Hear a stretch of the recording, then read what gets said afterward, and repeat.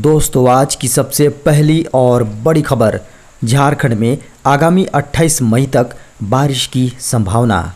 मौसम विभाग ने जहां 23 और 24 मई को झारखंड के कुछ स्थानों पर हल्के से मध्यम दर्जे की बारिश की संभावना जताई है, वहीं 25 और 26 मई को झारखंड के उत्तर पश्चिम पलामू, गढ़वा, चतरा, कोडरमा, लातेहार और लोहरदगा जिले तथा दक्षिण पश्चिम भागों में कहीं कहीं हल्के दर्जे की बारिश की संभावना जताई है।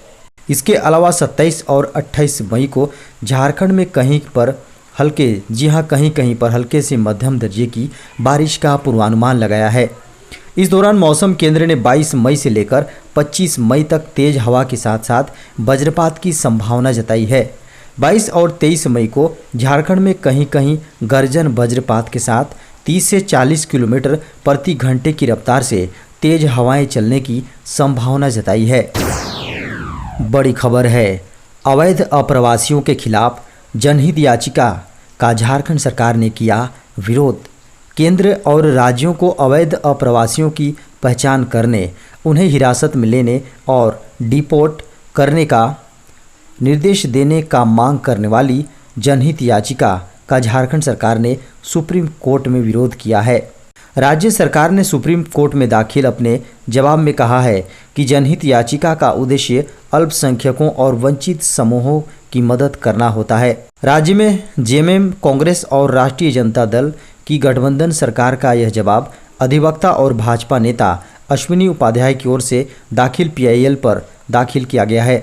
उपाध्याय ने याचिका में केंद्र व राज्यों को बांग्लादेशी और रोहिंग्या समेत सभी अवैध अप्रवासियों की पहचान करने, हिरासत में लेने और डिपोर्ट करने का निर्देश देने की मांग की गई है। दोस्तों, बेहद बड़ी खबर सामने है। नया सिम नहीं खरीद सकेंगे ये कस्टमर्स, सरकार ने बदल दिए हैं नियम। सरकार ने सिम कार्ड को लेकर नियमों में बदलाव कर दिया है। इसके तहत अब कुछ कस्टमर्स के लिए नया सिम लेना और भी आसान हो गया है। सरकार ने सिम के लिए नियमों में बदलाव कर दिया है। अब 18 साल से कम उम्र के कस्टमर्स को कंपनी नया सिम नहीं बेच सकती है। 18 साल के ऊपर के उम्र के कस्टमर अपने नए सिम के लिए आधार या डिजी लॉकर में स्टोर्ड किसी भी डॉक्यूमेंट से स्वयं को वेरीफाई कर सकते हैं। गौरतलब है कि डीओटी का यह कदम 15 सितंबर को कैबिनेट द्वारा अप्रूव्ड टेलीकॉम रिफॉर्म्स का हिस्सा है। नए नियमों के अनुसार यूजर्स को नए मोबाइल कनेक्शन के लिए UIDAI की आधार बेस्ड eKYC सर्विस के माध्यम से सर्टिफिकेशन के लिए बस ₹1 का भुगतान करना होगा। बड़ी खबर है, FIH हॉकी प्रो लीग के लिए झारखंड की 3 खिलाड़ियों का चयन। एक बार फिर हॉकी में झारखंड का नाम गौरवान्वित हुआ है। FIH हॉकी प्रो लीग में झारखंड की 3 खिलाड़ियों का चयन किया गया है। हॉकी इंडिया ने शनिवार को 24 सदस्यीय भारतीय महिला टीम की घोषणा कर दी है। इस टीम में झारखंड की 3 खिलाड़ी निक्की प्रधान, सलीमा टेटे और संगीता कुमारी भी शामिल हैं। इन तीनों खिलाड़ियों को हॉकी प्रो लीग में स्पेन के खिलाफ शानदार प्रदर्शन का इनाम मिला है। FIH हॉकी प्रो लीग का आयोजन बेल्जियम और नीदरलैंड में किया जाना है। बहुप्रतीक्षित FIH हॉकी महिला विश्व कप से पहले जून में बेल्जियम और नीदरलैंड में खेले जाने वाले FIH हॉकी प्रो लीग मैचों के लिए 24 सदस्यीय भारतीय महिला हॉकी टीम का चयन किया। इसमें झारखंड के 3 खिलाड़ी निक्की प्रधान, सलीमा टेटे और संगीता कुमारी का भी चयन किया गया है। झारखंड के राज्यपाल ने केंद्र को लिखा पत्र, कहा SC/ST छात्र नहीं दे पाएंगे 600 रुपये की फीस। झारखंड के राज्यपाल रमेश बैस ने केंद्रीय शिक्षा मंत्री धर्मेंद्र प्रधान को पत्र लिखकर 2022-23 में स्नातक के लिए साझा विश्वविद्यालय प्रवेश परीक्षा लागू करने में हो रही कठिनाइयों से अवगत कराया है और केंद्र सरकार से अनुरोध किया कि वह जनजातीय विद्यार्थियों की समस्या को देखते हुए इस वर्ष इसे लागू करने पर पुनर्विचार करे। केंद्रीय शिक्षा मंत्री को लिखे अपने पत्र में राज्यपाल रमेश बैस ने विद्यार्थियों के विभिन्न समस्याओं की ओर माननीय शिक्षा मंत्री का ध्यान आकृष्ट करवाया है और कहा है कि उनकी समस्याओं को देखते हुए वर्तमान सत्र से राज्य के विश्वविद्यालयों में स्नातक कार्यक्रम के लिए CUT को लागू करना संभव प्रतीत नहीं होता है। बड़ी खबर है, बदल जाएंगे झारखंड के 35,000 विद्यालयों के रंग। दोस्तों, बड़ी खबर सामने है। झारखंड सरकार ने सभी सरकारी विद्यालयों के भवनों को गुलाबी रंग से बदलकर अब हरे और सफ़ेद रंग में रंगने का फैसला किया है। शिक्षा मंत्री जगन्नाथ महतो ने इस आशय का निर्देश सभी जिला शिक्षा अधिकारियों को दिया है, जिसके बाद झारखंड में मुख्य विपक्षी दल भाजपा ने खुलकर इसका विरोध किया है। शिक्षा मंत्री जगन्नाथ महतो ने कहा कि झारखंड में सरकारी स्कूलों की इमारतों की पुताई अब हरे और सफ़ेद रंग से करने का फैसला किया गया है। यह फैसला विशेषज्ञों की सिफारिशों के आधार पर तय किया गया है। झारखंड सरकार के इस फैसले के चलते अब झारखंड में 35,000 से अधिक सरकारी स्कूलों का रंग गुलाबी से बदलकर हरा और सफ़ेद हो जाएगा। बता दें कि झारखंड में पिछली सरकार के समय सभी विद्यालय भवनों को गुलाबी रंग में पुताई कराई गई थी। दोस्तों, पीएम किसान को लेकर बड़ी खबर सामने आ रही है। इन किसानों को नहीं मिलेंगे 11वीं किस्त के 2,000 रुपये। पीएम किसान सम्मान निधि योजना के तहत किसानों के खाते में 31 मई को पैसे आने वाले हैं। कृषि मंत्री नरेंद्र सिंह तोमर ने एक कार्यक्रम के दौरान इसकी जानकारी दी, लेकिन कई बार आवेदन में हुई गलतियों के कारण से कुछ किसानों की किस्त अटक जाती हैं।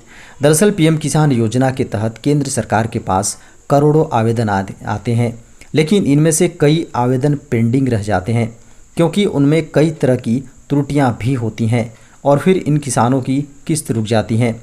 इनमें बैंक डिटेल से लेकर टाइपिंग तक की गलतियां होती हैं। कई बार नाम गलत हो जाते हैं और कई बार डिटेल आधार कार्ड से मैच नहीं करता है।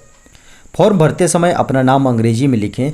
जिनका नाम आवेदन हिंदी में है वे उसे अंग्रेजी में कर लें। अगर आवेदन में नाम और बैंक खाते में आवेदक का नाम अलग अलग है तो आपका पैसा अटक सकता है। बिना परीक्षा 10वीं पास को रेलवे में मिलेगा नौकरी। भारतीय रेलवे में नौकरी की तलाश कर रहे युवाओं के लिए एक अच्छा मौका है। इसके लिए भारतीय रेलवे ने दक्षिण पूर्व मध्य रेलवे के तहत विभिन्न ट्रेडों में ऑपरेटिक्स के पदों को भरने के लिए आवेदन मांगे हैं। इच्छुक एवं योग्य उम्मीदवार जो इन पदों के लिए आवेदन करना चाहते हैं वे रेलवे की आधिकारिक वेबसाइट SECR indianrailways.gov.in पर जाकर अप्लाई कर सकते हैं। इन पदों के लिए आवेदन प्रक्रिया शुरू हो गई है। बताया जा रहा है कि कुल पदों की संख्या 2077 है। उम्मीदवारों को किसी मान्यता प्राप्त बोर्ड से कक्षा 10वीं या समकक्ष परीक्षा उत्तीर्ण होना जरूरी है। उम्मीदवारों की आयु सीमा 15 से 24 वर्ष। सरकारी मानदंडों के अनुसार आरक्षित वर्ग के उम्मीदवारों के लिए आयु में छूट होगी। दोस्तों, कोरोना को लेकर बड़ी खबर सामने है। देश में कोरोना के फिर 2000 से अधिक नए मामले। देश में पिछले 24 घंटों में कोरोना के 2226 नए मामले सामने आए हैं, जबकि इस दौरान 65 मरीजों की मौत हुई है। इससे पहले शनिवार को देश में कोरोना के 2232 नए मामले सामने आए थे, जबकि 25 लोगों की मौत हुई थी। इसके साथ ही देश में अब कुल कोरोना मामले 4,31,36,371 हो गए हैं। वहीं महामारी की शुरुआत से लेकर अब तक कुल 5,24,413 लोगों की मौत हुई है। स्वास्थ्य मंत्रालय द्वारा जारी आंकड़ों के अनुसार बीते 24 घंटों में कोरोना के 2226 मामले सामने आए हैं। इस दौरान 65 मरीजों की जान चली गई। मंत्रालय के अनुसार देश में जिन 65 और मरीजों ने जान गंवाई है उनमें 63 की मौत केरल और एक मरीज की मौत दिल्ली और उत्तर प्रदेश में हुई है। हालांकि सक्रिय मामलों में थोड़ी कमी देखी जा रही है। बीते 24 घंटों में कोविड-19 के मरीजों की संख्या में 41 मामलों की कमी रिकॉर्ड की गई है। देश में कुल सक्रिय मामले 15,000 से घटकर अब 14,955 हो गए हैं। आंकड़ों के अनुसार संक्रमण की दैनिक दर 0.50% दर्ज की गई है। झारखंड में अवैध खनन के खिलाफ सख्त हुई हेमंत सरकार। झारखंड में अवैध खनन को लेकर हेमंत सोरेन सरकार ने आंखें तरेरी है। मुख्यमंत्री आवास पर आयोजित उच्च स्तरीय बैठक के दौरान झारखंड के मुख्यमंत्री ने सभी डीसी और एसपी को ये सख्त निर्देश दिए हैं। हेमंत सोरेन ने वीडियो कॉन्फ्रेंसिंग के जरिए झारखंड के अधिकारियों को हर हाल में अवैध खनन पर रोक लगाने को कहा है। साथ ही कहा है कि अवैध खनन में संलिप्त लोगों या माफियाओं के खिलाफ तत्काल सख्त कार्रवाई सुनिश्चित करें। अवैध माइनिंग रोकने के लिए प्रभावी मैकेनिज्म तैयार करने की बात कही गई है। दरअसल कुछ खनन माफियाओं द्वारा जानबूझकर अवैध माइनिंग को अंजाम दिया जा रहा है ताकि वर्तमान सरकार की छवि खराब की जा सके। मुख्यमंत्री ने धनबाद, हजारीबाग सहित कोल माइनिंग वाले जिलों एवं पाकुड़, चाईबासा, लातेहार, रांची आदि पत्थर माइनिंग वाले जिलों में पदस्थापित अधिकारियों को विशेष तौर पर कड़ी हिदायत देते हुए अवैध खनन एक्टिविटी पर लगाम लगाने का निर्देश दिया है। झारखंड में 57 लाख लोगों ने नहीं लगवाई कोरोना वैक्सीन की दूसरी डोज। हेल्थ डिपार्टमेंट की ओर से जारी कोरोना टीकाकरण की अद्यतन रिपोर्ट में कई चिंताजनक तथ्य सामने आए हैं। इसमें कहा गया है कि झारखंड में लोग कोरोना वैक्सीन लगवाने में दिलचस्पी नहीं दिखा रहे हैं। परिणाम स्वरूप 27 लाख लोगों ने वैक्सीन की दूसरी डोज नहीं लगवाई है। बता दें कि झारखंड में 18+ वाले लोगों की कुल संख्या 2,10,46,083 है, जिसमें 1,52,75,838 लोगों ने ही वैक्सीन की दूसरी डोज लगवाई है। यानी निःशुल्क वैक्सीन के बाद भी झारखंड में 57,70,245 लोगों ने वैक्सीन की दूसरी डोज लगवाने में रुचि नहीं दिखाई है। इधर हेल्थ डिपार्टमेंट की ओर से जारी कोरोना टीकाकरण की अद्यतन रिपोर्ट में कई चिंताजनक तथ्य सामने आए हैं। इसमें कहा गया है कि झारखंड में 18 से 59 वर्ष समूह की 2,07,00,000 की आबादी में महज 14,500 के करीब लोगों ने वैक्सीन की पेड बूस्टर डोज का लाभ लिया है।